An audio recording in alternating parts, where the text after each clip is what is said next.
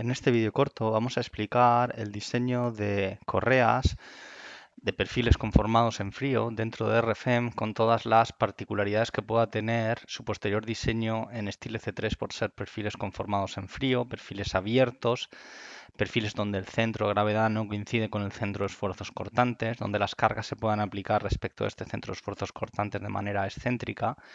Vamos a repasar un poco todo ese background. Entonces, lo que podemos ver es que tenemos aquí modelado, en realidad es la misma correa, arriba y abajo. Abajo tenemos conjuntos, lo vamos a necesitar estos conjuntos de barras para realizar el análisis de 7 grados de libertad, en este caso con o sin torsión de alabeo.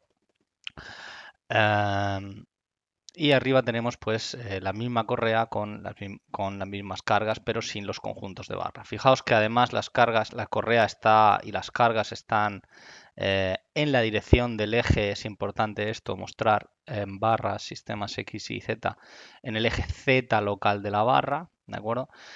Por tanto, no hay ningún tipo de flexión de eje débil, ni en peso propio, ni en viento, ni en nieve.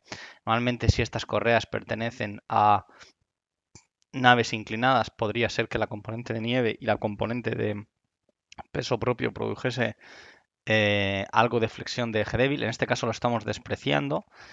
¿Qué más estamos considerando? Bueno, pues estamos considerando que en estos perfiles, además de todo esto, al poner las cargas transversales de esa manera, estamos considerando que en estos perfiles la carga transversal en RFEM se está aplicando en el centro de esfuerzos cortantes, ¿de acuerdo? O sea, estoy suponiendo que la carga se aplica puramente en el centro de esfuerzos cortantes. Esto va a producir que no se genere ningún tipo de torsión, ¿de acuerdo? Si esto no es así, si la carga no se aplica en el centro de esfuerzos cortantes, sino que se aplica, pues por ejemplo, en el centro del ala, realmente debería de añadir un torsor en RFEM, debería. Pero si lo puedo hacer así, es decir, no introducir esa torsión en RFEM, porque luego voy a hacer el diseño dentro de StyleC3 y diré esa condición. Lo importante es ver, por ejemplo, aquí en nieve, los resultados de flexión, de corte, que serán los principales en este caso de viga continua, ¿no? Veis aquí las leyes de momentos flectores alrededor del eje Y, veis las leyes de esfuerzos cortantes, podéis ver efectivamente las reacciones, es la misma estructura, y no veis nada de torsor, ¿de acuerdo? Solo vemos cortante y flexión, ¿de acuerdo? No vemos nada de torsor, porque la carga está aplicada, como digo, en el centro de esfuerzos cortantes. Yo he generado, de acuerdo a la normativa en datos generales, de acuerdo a la normativa Código Técnico de Edificación, las combinaciones de carga automáticas. Eso nos permite ver, por ejemplo, que tenemos peso propio, viento y nieve, y en expresiones de combinación pues tenemos todas las combinaciones, tanto de estado límite último como las de estado límite de servicio. Por ejemplo, la situación frecuente la podríamos eliminar. Y además, aquí veis cuando le das información qué tipo de combinación va a considerar, y puede ser que en este caso, como la carga predominante pueda ser el viento, que el peso propio actúe de manera favorable. Podría ser quizás más adecuado activar esta opción.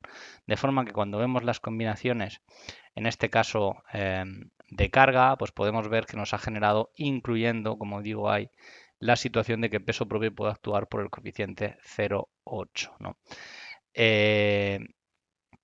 Podríamos quitar, por ejemplo, voy a quitar para que los vuelva a hacer de nuevo, ¿de acuerdo? Y así que las vuelva a generar desde el principio, ¿de acuerdo? Entonces, combinaciones de carga no hay nada y ahora las vuelvo a activar. Simplemente es un activar y desactivar por la opción de que las vuelva a regenerar en orden, de forma que primero sean las rojas y luego sean las verdes, ¿de acuerdo? Estado límite último, estado límite de servicio, característica frecuente y situación cuasi permanente. El viento y la nieve en la situación cuasi permanente casi siempre no están, solo está el peso propio, ¿de acuerdo? Muy bien, y luego nos ha generado pues estas tres envolventes estupendas, en el cual vamos a empezar a realizar el diseño. Yo voy a, preferiblemente para ordenar todo, eliminar todos estos datos que ya ven aquí, para ir explicando un poco todo esto. Vamos a ir, por ejemplo, abrimos por primera vez el StyleC3, ¿de acuerdo? Y vamos a hacer un cálculo, por ejemplo, solo de estado límite último, por lo tanto cargamos todas las rojas, podríamos calcular la envolvente, pero podríamos con la envolvente no abarcar toda la seguridad. Entonces, En proyectos grandes, donde estemos todavía encajando secciones, la envolvente será mucho más rápida y seguramente será lo recomendable. Y ahora vamos a diseñar, por ejemplo, ambas barras de arriba. En general daría igual cogerlas arriba que las de abajo porque ya hemos visto que es lo mismo.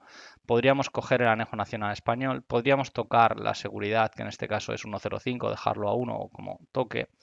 Y además podríamos definir los límites de flecha, que ahora los vamos a ver, para situación característica frecuente y cuasi permanente.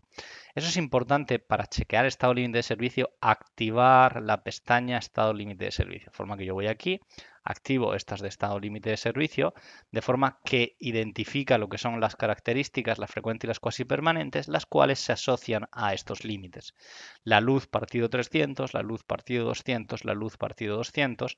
¿Y cuál es la luz? Pues la luz lo vais a poder ver en los datos de comportamiento en servicio. Al elegir para ambas barras, él autodetecta. Pero si no fuese la luz deseada correcta, es decir, podría elegir manualmente y decir que me chequease la flecha. Por ejemplo, me interesa únicamente chequear flecha en Z, podría darle una contraflecha y voy a decirle que la flecha me la compruebe tipo viga, podría ser voladizo. Ya sabéis que si es voladizo, el límite SDL 200 en realidad se tiene que reducir, ¿de acuerdo? Cuando tenéis un voladizo y chequeáis, por ejemplo, en este caso es el voladizo, ¿no? Y queremos chequear la flecha, ¿vale? Para ello voy a pintar una deformada. Imaginad que tenemos una deformada así, ¿de acuerdo? Se entiende que la luz de comparación es el doble de la longitud del voladizo. Esta es la longitud del voladizo, por lo tanto, el L partido 200 es básicamente, en este caso, la longitud del voladizo por 2.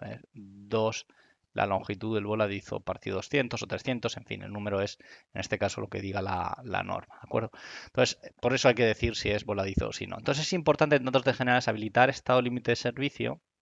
En comportamiento de servicio, decirle cuáles son las barras, cuáles son las luces efectivas. Si hay contraflecha, la dirección le he pedido a la local Z, que va hacia abajo en el caso de viga, y efectivamente yo ya puedo darle, por ejemplo, a calcular. Pero antes de nada, quiero decirle que no me compruebe la estabilidad. Fijaos que no tengo activado el Eurocódigo 3 parte 1.3. Es decir, estoy asumiendo que esto no es un perfil conformado en frío o que si es conformado en frío pues es de espesor superior a 3 milímetros, que puedo aplicar el Eurocódigo 3 la parte general, es decir, como si fuese un perfil laminado. Entonces yo le doy, eso hace que cuando voy a materiales veo, por ejemplo, el límite elástico es 275, la sección que tengo ahora mismo es una sección conformada en frío 70 de 160,19, donde yo puedo ver efectivamente las propiedades resistentes, la inercia en I, en Z, el peso por metro lineal, la distancia del centro de esfuerzos cortantes al centro de gravedad, el módulo de alabeo, los módulos resistentes elásticos y plásticos, si en caso de que esta sección se clasificase como clase 1 o 2. Puedo ver lo que se llaman partes CT para la clasificación. Fijaos que me dice que está sujeto libre, el elemento 3 está sujeto por el alma y el ala, el elemento 4 igual, el elemento 5 que es el alma sujeto y fijaos que el elemento de mayor esbeltez es por lo tanto el alma evidentemente, luego las alas y luego evidentemente esos partes elementos. Esto lo va a necesitar para evaluar si es clase 3, clase 4, etcétera, y también los puntos de tensión para la lectura de tensiones en función de los esfuerzos dados. Bueno, en esta situación donde yo he dicho en detalles nada de conformado en frío, nada de estabilidad, ¿de acuerdo? Lo que voy a hacer es un puro chequeo resistente y de flecha, de acuerdo a flecha según estado límite de servicio y estado límite último de acuerdo al aquí definido. Puro, como digo, chequeo resistente, ¿de acuerdo? Y de deformaciones para esas situaciones. Será fácil realmente reproducir numéricamente estos elementos. Podemos ir, por ejemplo, al cálculo por sección y fijaos que tenemos aquí las comprobaciones de estado límite último y las comprobaciones de estado límite de servicio. Yo podría desactivar las de servicio y me quedan únicamente las de estado límite último. Me dice que la flexión respecto del eje Y, dedo gordo en la mano derecha en I y giro, esa es la flexión. Tengo un momento de 8,66, un módulo resistente elástico de 40,51, un límite elástico, recuerda el Eurocódigo 3 de 275 con una seguridad del material 1,05. Me dice que el momento resistente es 10,61, que cuando lo comparo con el de cálculo me da un ratio de 0,82. ¿De acuerdo? El momento resistente ya sabéis que es básicamente utilizar el módulo resistente elástico con el factor de límite elástico del material dividido por su seguridad. La clasificación de secciones, pues me dice, tras clasificar los distintos elementos, elemento 1, 2, 3, 4, 5, recordad, eso se refiere a partes CT, elementos 1, 2, 3, 4, 5, las distintas partes de esa sección. Me dice, por lo tanto, que es clase, en este caso, clase 3, ¿de acuerdo? Y el ratio resistente es ese que vemos. Yo puedo habilitar estado límite de servicio, ¿de acuerdo? Y veo que el comportamiento de flecha está ok. Tengo una flecha de 10,7, el límite sería 17,5 y tengo, por lo tanto, un ratio de 0,61. En este caso, en la situación característica es lo más desfavorable. Todo esto lo puedo ver en gráfico, ¿de acuerdo? Donde yo puedo ver, por ejemplo, como no tengo estabilidad, únicamente resistencia, ¿de acuerdo? Y veis cómo está a resistencia el aprovechamiento, pues a positivos aproximadamente al 50, a negativos al 0,82 y puedo desactivar estado límite último y habilitar el servicio y ver efectivamente, respiro del alma es una muy mala traducción, es abolladura. En este caso, evitar que en servicio pueda abollar el alma es una mala traducción. Y bueno, pues ahí tenéis 0,61 de radio de flecha y cuando lo comparáis con resistencia 0,82. Bueno, hasta aquí bien. Ahora me diríais, bueno, pero es que mi perfil es conformado en frío. Mi perfil se ha plegado para darle la forma. Es un perfil de pared delgada, es decir, en ese proceso de plegado, en el cual yo he plegado un punto aquí, 2, 3, 4, por lo menos 4 pliegues, ¿de acuerdo? Lo que ocurre es que esta zona ha plastificado, aquí ha quedado un incremento de formación y aquí un decremento de deformación. Por lo tanto, ahí ya ha recorrido una vez la fibra elástica. Cuando yo lo quiera volver a plastificar, el punto de tensión es superior. ¿De acuerdo? Esto que yo explico aquí, ¿de acuerdo? Yo he eh, cogido un perfil de acero conformado en frío, que van unos rodillos y va aquí pues un seguidor que sigue a la pieza, digamos, hasta aquí, ¿de acuerdo? Es un mecanismo. Entonces lo que pasa es que en las partes exteriores la fibra se ha alargado, aquí se ha acortado, es decir, se les ha quedado, por decirlo de una manera, en esos puntos se le ha quedado una deformación, vamos a ver, poner aquí, una deformación remanente, llamémosle. Entonces, cuando esos puntos yo quiera volver a subir, ¿de acuerdo? Realmente el límite elástico no será el primer límite elástico que ocurrió cuando plastificó, sino que tiene que ir al segundo límite elástico, que es básicamente recuperar la curva noval. Esta sería la curva noval, la primera que se recorrería en el material en el primer ciclo de carga de plastificación. Entonces, en el proceso de carga debería irá de una manera elástica, es decir, yo podría estar en este punto, por ejemplo, voy a pintar de color verde, de color morado, yo podría estar en este punto y si yo cedo la carga a este nivel, cedo la carga, recupero prácticamente respecto de la posición remanente toda la deformación, o sea, volvería hasta este punto. Y fijaos que estaría por encima del límite elástico inicial primero. Si yo quisiera considerar esto, de acuerdo al Eurocódigo 3, a los nuevos avances tecnológicos en la norma, deberé de ir, es decir, que mi ratio resistente, por seguir un poco, es 0,82, deberé de ir a detalles, deberé de ir a conformado en frío y deberé de habilitar cálculo de conformado en frío. Este cálculo no solo tiene en cuenta esto que acabo de comentar, sino que tiene en cuenta, en el caso de que fuese clase 4, aquí es clase 3, por lo tanto no va a pasar nada más de esto que acabo de comentar, pero si fuese clase 4, realmente el Eurocódigo 3, parte 3, dice que en caso de que aboye los elementos que fuesen clase 4, lo que realmente ocurre, ¿de acuerdo? Imaginaos que es un elemento digamos, comprimido, ¿no? Lo que realmente ocurre es que imaginamos que quizás lo pinto un poco para que sea el alma y el ala lo que aboya, pues os quedaría una sección de este tipo, ¿de acuerdo?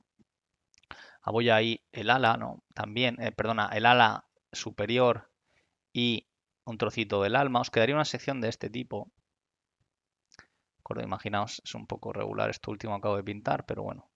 Fijaos como el alma también yo he quitado un trocito, eso es porque realmente también aboya por la compresión. Recordad que inicialmente, pues, el diagrama de tracción, ¿de acuerdo? Compresión será un diagrama donde aquí yo tengo efectivamente compresión, ¿de acuerdo? Y aquí tengo efectivamente tracción. acuerdo? Entonces, digamos, aquí está la fibra neutra inicial, entonces toda esta zona está comprimida y la norma dice que realmente esto es caboye, pero por la posible distorsión del ala, esta zona también, además de abollar, se le queda un trocito de menor espesor, ¿de acuerdo?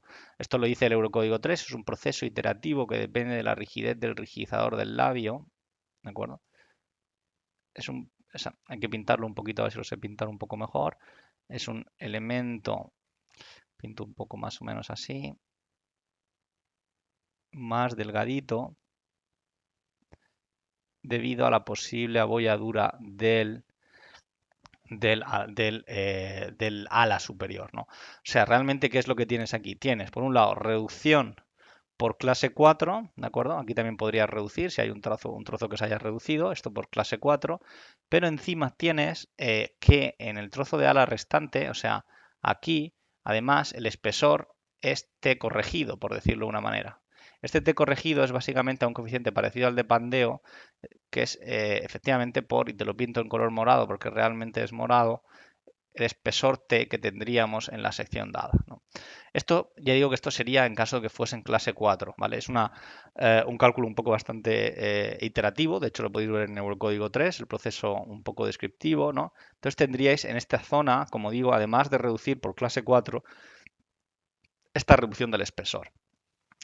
No obstante, yo lo dejo así, le doy a aceptar, ahora voy a hacer el cálculo de acuerdo al Eurocódigo 3, ¿de acuerdo? Y voy a calcular la resistencia, ¿de acuerdo? Y veis cómo el ratio de aprovechamiento ha bajado, ¿no? En este caso a 0.74. Puede ser que es porque si yo lo he dejado a 1.05, ¿no? Entonces voy a ir a gráfico, ¿de acuerdo? Y veis que estado límite último 0.74 y estado límite de formaciones, pues lo mismo de antes, ¿de acuerdo? Bueno, pues una vez resuelto la resistencia, la continuación a comprobar es qué tal estamos a estabilidad, ¿vale? ¿Qué tal estamos a estabilidad? Bueno,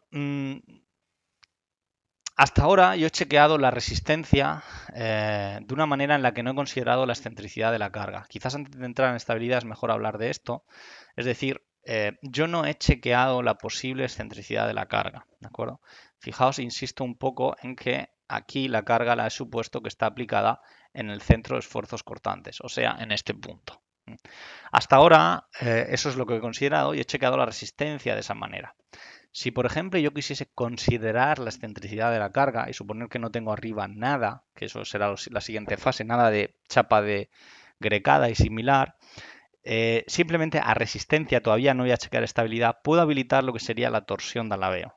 Le diré lineal y ahora le tengo que decir la carga realmente dónde está.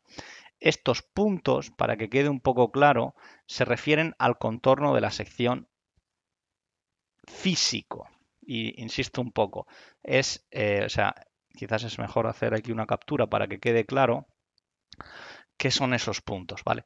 Yo tengo que decirle ahora realmente, cuando va a hacer el cálculo de 7 grados de libertad, si el punto lo tengo aquí, que sería ese que estáis viendo ahí, o el punto lo tengo aquí, que sería este punto de aquí, o el punto de aplicación de la carga está ahí, que sería este punto de aquí, o por el contrario está en el centro de gravedad, ¿de acuerdo? Ahí o ahí, ¿de acuerdo? Fijaos que el programa, por decirlo de una manera, no te da una posibilidad de definir la carga fuera del espacio físico de la sección, porque no tiene lógica. Lo que no tiene lógica es lo que hemos hecho aquí, decir que realmente la carga se aplicaba en el centro de esfuerzos cortantes, como estábamos diciendo en RFEM antes. Entonces el programa no te deja marcar como real posición de la carga una posición fuera del espacio físico de la sección. ¿Eso qué quiere decir? Que en cualquier punto que yo elija aquí, sí o sí, me va a producir torsión. Torsión por esta distancia como mínimo y como máximo torsión por esta otra distancia. ¿De acuerdo? Fijaos que estoy solo chequeando resistencia. Solo chequeando resistencia. Entonces yo he dicho torsión de alabeo, habilitar torsión de alabeo. Le digo cálculo lineal, no entro en detalle.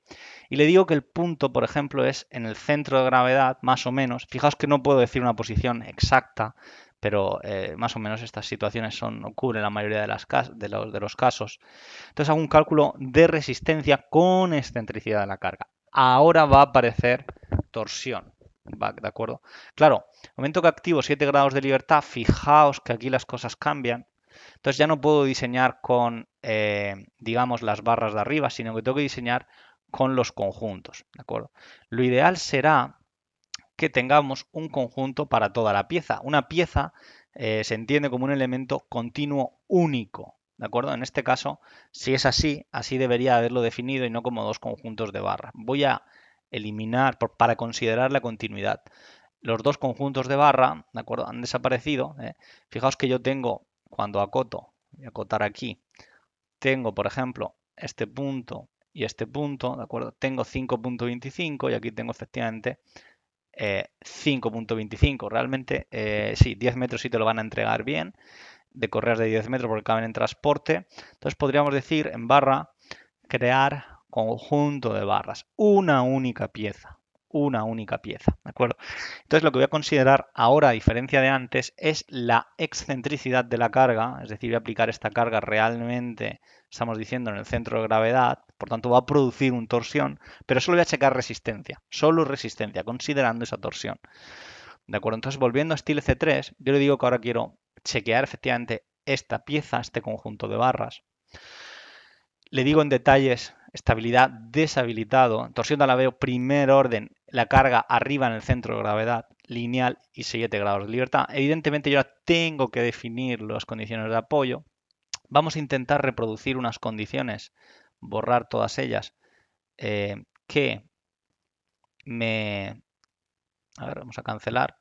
O sea, para ello lo mejor es, cuando diseñamos el análisis de 7 grados de libertad, es posicionarse de esta manera, ¿de acuerdo? Ponerlo y habilitar la numeración de nudos, mostrar numeración.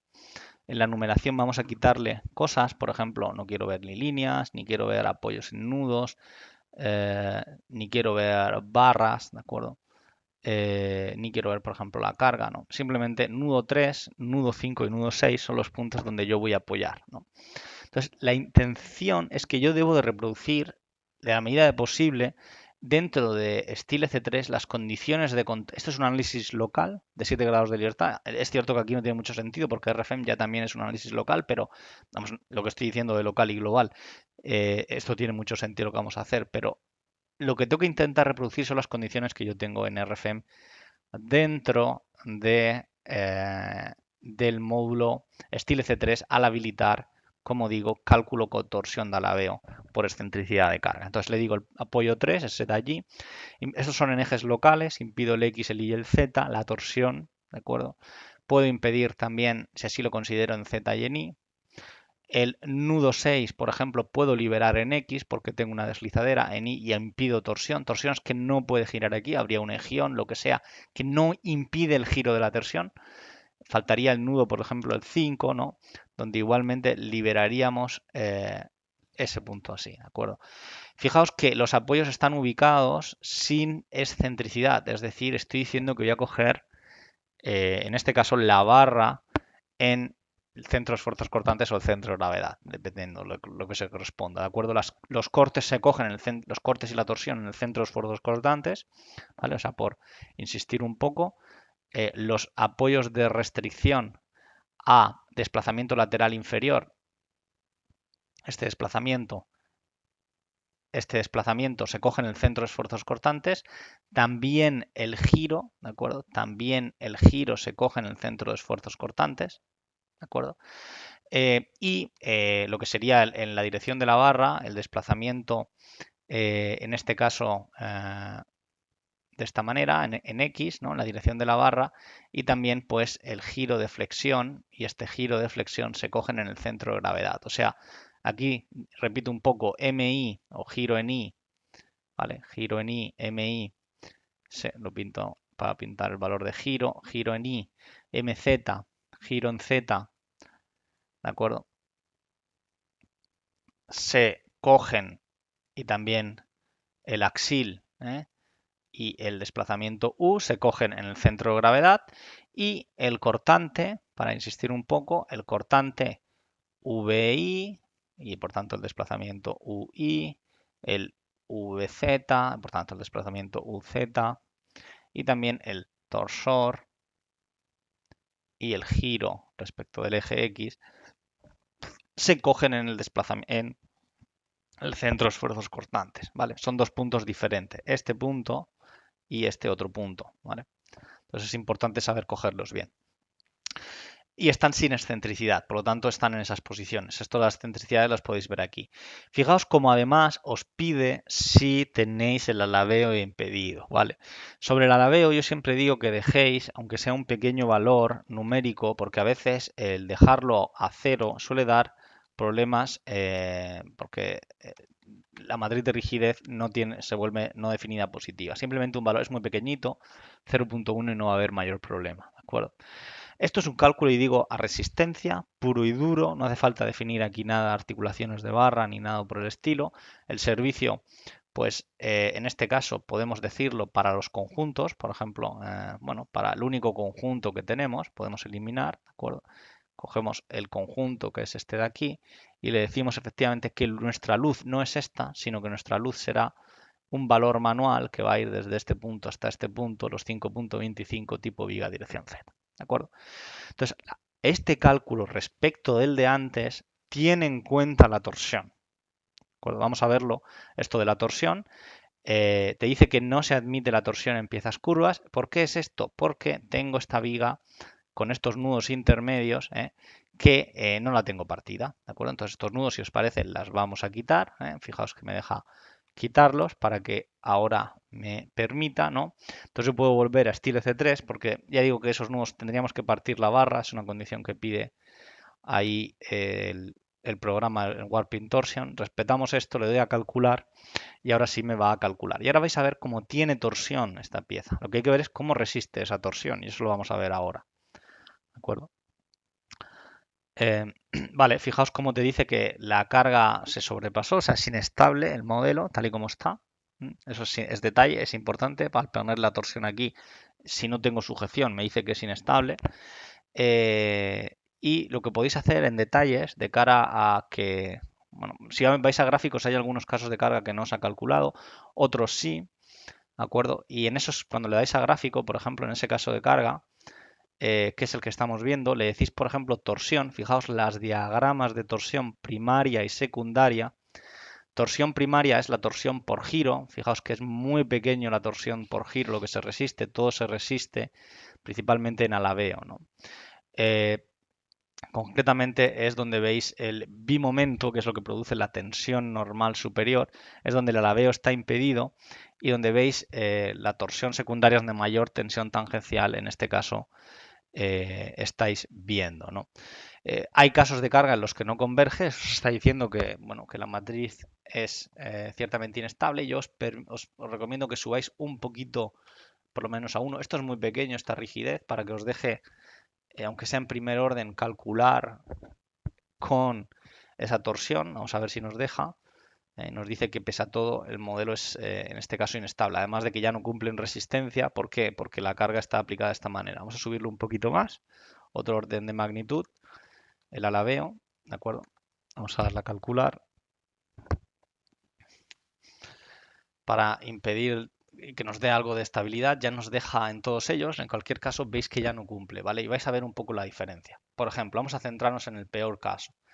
El peor caso es el CO5, ¿de acuerdo? Si yo voy al CO5, a resistencia, en RFEM, ¿de acuerdo? Y le pido los resultados, veo que tengo un momento de 8,66 y 4,87. 8,66, 4,87. Si yo voy a Stile C3, ¿de acuerdo?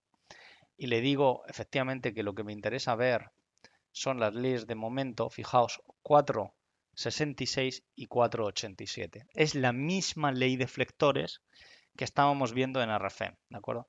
En el caso de carga, como digo, en este caso de carga, estamos viendo la misma ley de flectores, ¿de acuerdo? Si yo le doy, en este caso, a gráfico, ¿de acuerdo? Y quizás centro el problema en ese caso de carga, porque creo que es el peor y por verlo todo un poco más claro, voy a ir a datos generales. Si centro ese caso de carga únicamente para acuerdo, vamos a darle a calcular para evaluar la resistencia. ¿Cuál es la diferencia? ¿Por qué antes me cumplía y ahora no?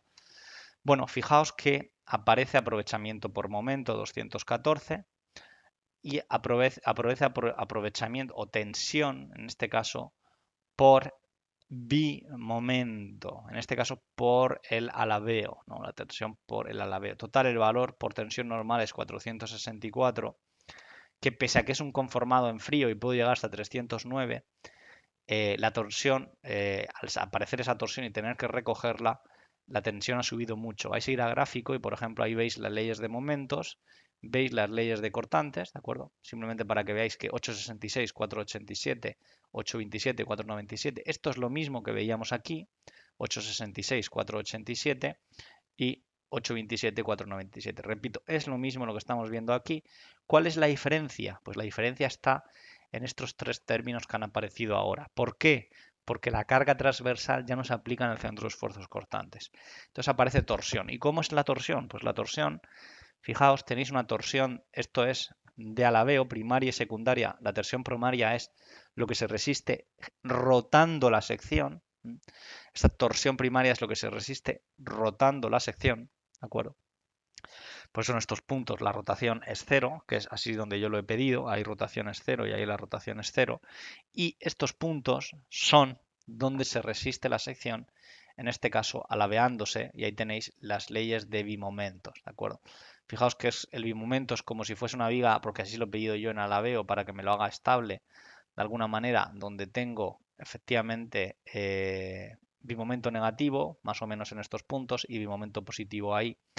Si yo reduzco, por ejemplo, y digo que bueno, que el alabeo, por ejemplo, en el punto 5 sí lo quiero realmente rígido y en el resto lo intento poner realmente flexible, 0.1, ¿de acuerdo? Esta es la restricción a alabeo.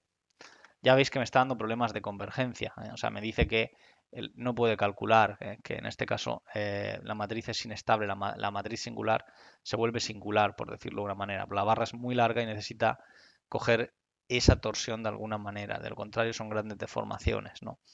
Entonces, veis que no me deja, pero cuando le pongo 1 y 1, pues va y me va dejando. O sea, tengo problemas efectivamente cuando aplico la carga en el centro de gravedad de lo que estamos, vamos, contemplando, ¿no? Entonces, en el momento que le pongo 10, por ejemplo, a un extremo, vamos a probar con 5, 2 y 2, ¿no? A ver si nos deja. ¿De acuerdo? Y ya nos deja, ¿no? Veis un poco las leyes de bimomentos tal y como están pintadas. Además, el ratio de aprovechamiento ya es, como veis, bastante alto, pues aquí es 0,30.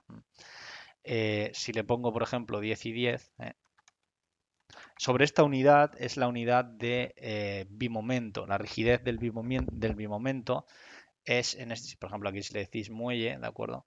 El valor es kilonewton metro radian. Aquí es kilonewton metro cuadrado, que es la unidad del bimomento. La unidad del bimomento es kilonewton metro cuadrado. Y a decirle a no y por metro, ¿de acuerdo?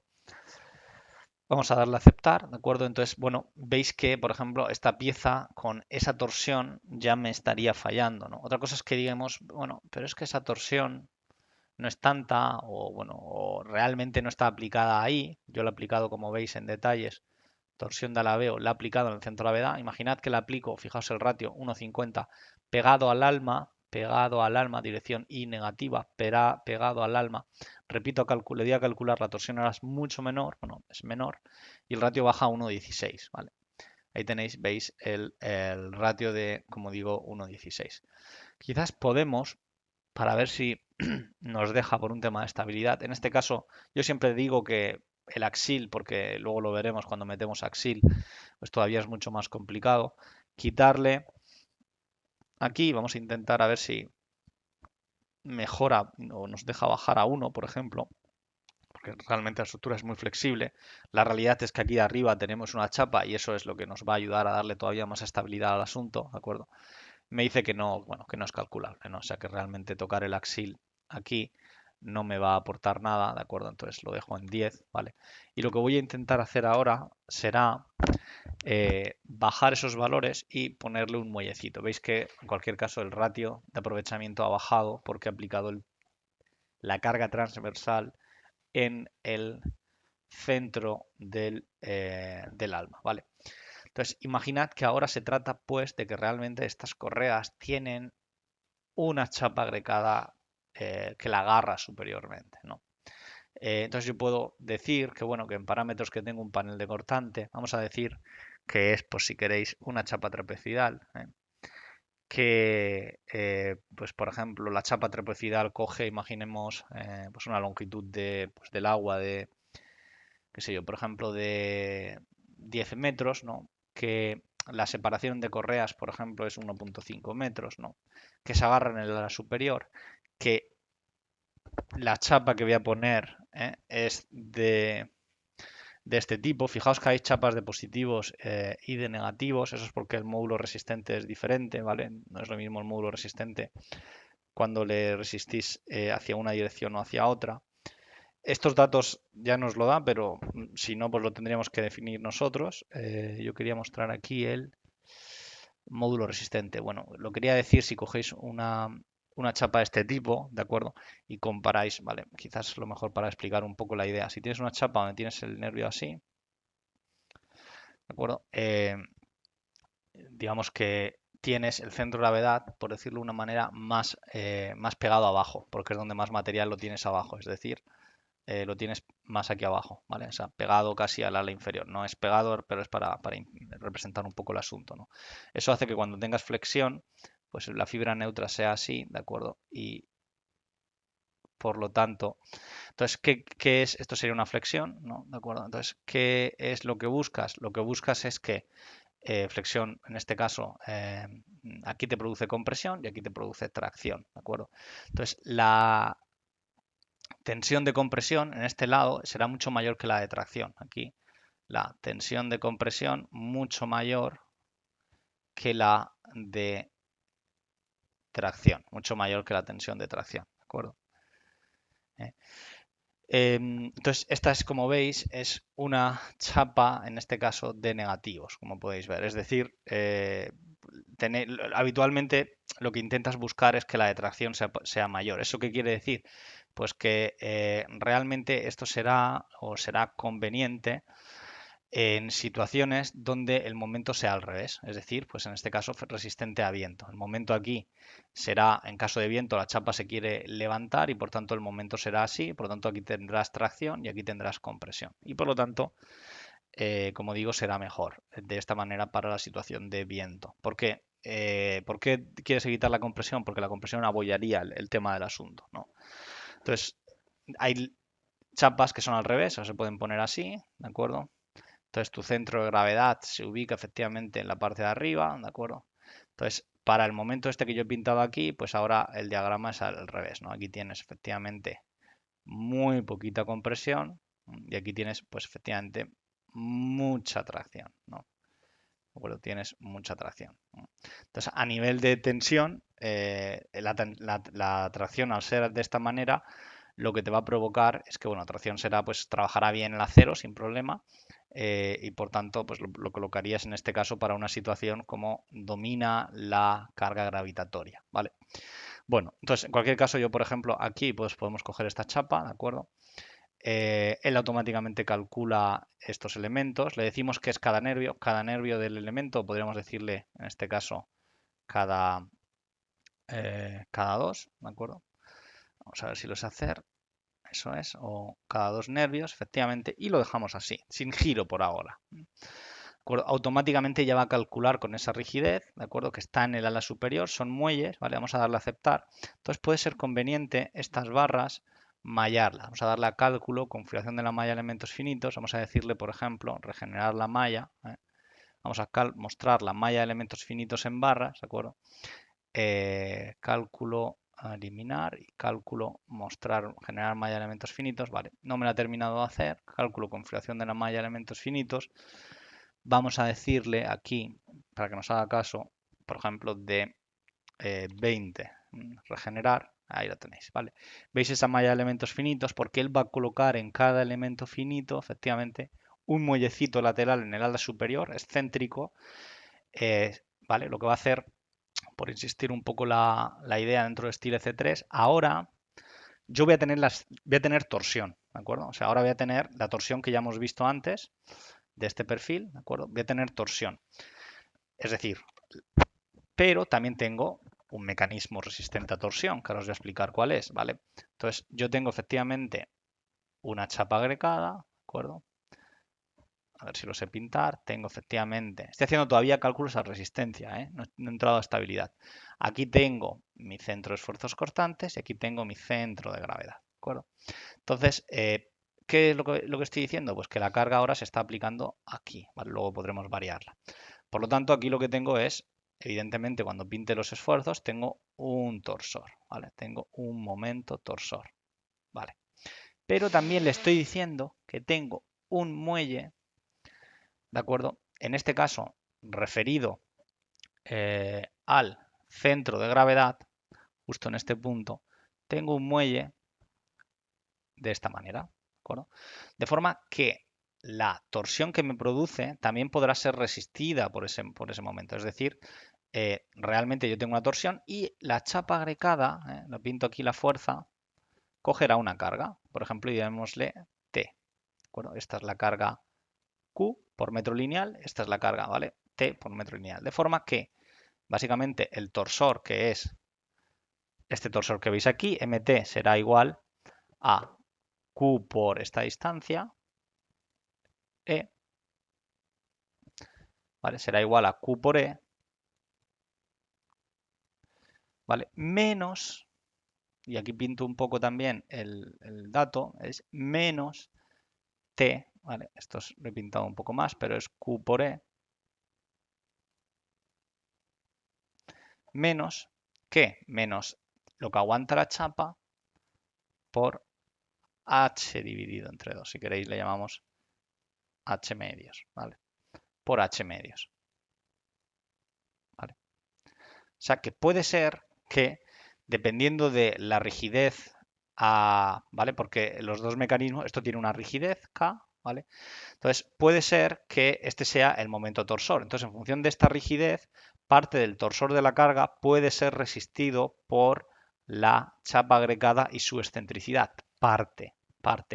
Y el otro, la otra parte, ¿vale? Esto será el valor. Imaginamos que este es el torsor, vamos a darle un valor para que veáis un poco orden de magnitud. Este es 100. Y decimos que, bueno, que la chapa agregada no es muy rígida, por ejemplo. Pues que solo le quita, de estos 100, le quita, imaginemos, 20. ¿De acuerdo? Claro, cuando yo he colocado la chapa, eso quiere decir que mi sección, mi perfil en C, tiene que aguantar ¿cuánto? 80, ¿vale? Ahora, si yo subo la rigidez de la chapa, los números cambian, ¿de acuerdo? ¿Cómo van a cambiar esos números? Pues van a cambiar de forma que de los 100 que yo tengo, que esto siempre es fijos, la entrada, ahora ya no es 20, sino que aguanta, imaginemos, 60, porque la chapa es muy rígida en su plano. K es muy grande, muy grande. ¿De acuerdo? 60. Entonces, ¿cuánto tiene que aguantar mi correa? 40. ¿Vale? ¿De qué dependerá el reparto entre chapa y correa? De la rigidez entre la chapa y la correa. Ajá. ¿De acuerdo? Entonces es importante entender estos repartos y la influencia de la chapa. ¿Vale? Este dato siempre es fijo. Será 100, será 80. ¿Por qué? Porque es básicamente la excentricidad entre Q por E. Eso es un dato dado. Pero el reparto entre lo que se lleva la chapa y lo que se lleva la correa depende de la rigidez entre la chapa y la correa. ¿De acuerdo? Es un poco la idea. Un poco insistiendo en esta idea, entender que la rigidez Ka se tiene que comparar con la rigidez a torsión de la correa. ¿De acuerdo? La rigidez a torsión de la correa depende ahora, cuando calculamos los 7 grados de libertad, o sea, esta K morada depende, ¿vale? MT es lo que se lleva a la correa realmente. O sea, lo que se lleva a la correa será básicamente Q por E menos T por H medios. Y como digo, T por H medios y T es proporcional a K, ¿vale? Lo que digo es que si imaginamos, si yo coloco una correa, imaginaos un tubo, que es muy rígido a torsión, ¿de acuerdo? Por más que yo suba la chapa a una rigidez muy alta, el tubo sigue siendo mucho más rígido respecto a torsión. El tubo sería mucho más rígido a torsión que la chapa agregada. Eso haría que prácticamente toda la excentricidad de la carga o la torsión por excentricidad de la carga va a ir por el tubo. O sea, va a resistirlo la correa y no la chapa. ¿De acuerdo? Y no la chapa. Entonces, en esta idea, lo que quiero decir es que en el perfil abierto, y esto es muy importante, entender de dónde viene la rigidez a torsión en perfiles abiertos.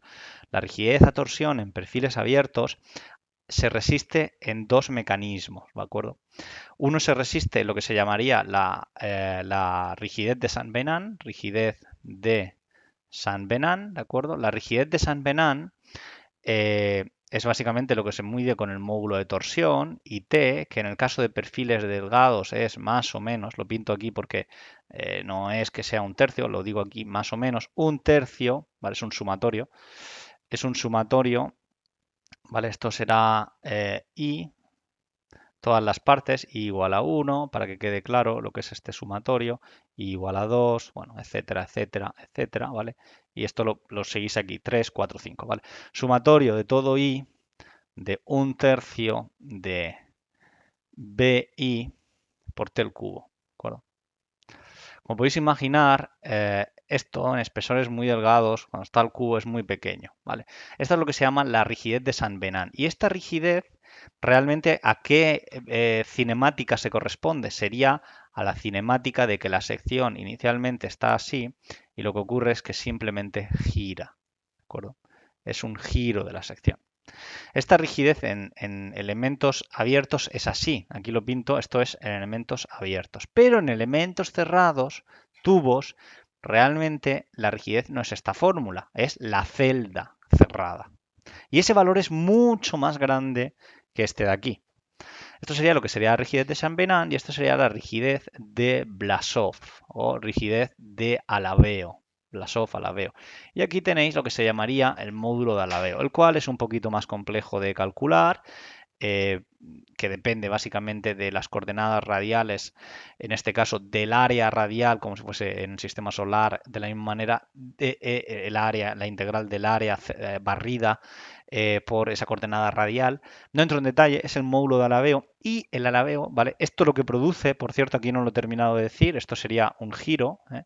O sea, imaginaos que lo único que he hecho es girar la sección de forma que vaya, quizás lo pinto así mucho mejor. Esto lo que ha producido es un giro, ¿vale? Y este giro lo que produce son únicamente tensiones tangenciales, ¿de acuerdo? ¿Cómo son la distribución de esas tensiones tangenciales? Pues en torsión, la distribución de tensiones tangenciales en este tipo de perfil es así, ¿de acuerdo? De forma que va barriendo de esta manera el diagrama de torsión, ¿vale? Muy bien. Entonces, este mecanismo que se llama de San Venant, ¿de acuerdo? Y este se llama en el programa, con lo que estábamos viendo antes, torsión primaria, se le llama. Torsión primaria, se le llama TPRI, ¿vale? Entonces, la torsión, como digo, en las secciones, esa torsión MT que estamos viendo aquí se resiste como dos mecanismos. El de San Venant ya lo hemos visto y ahora el de Alabeo, ¿vale? Entonces, en el de Alabeo, ¿qué es lo que pasa? Bueno, el módulo de Alabeo no pinto, será una fórmula que se calcula y podéis ver un poco en bibliografía cómo se calcula el módulo de Alabeo. Pues esta sección lo que le ocurre es que se distorsiona.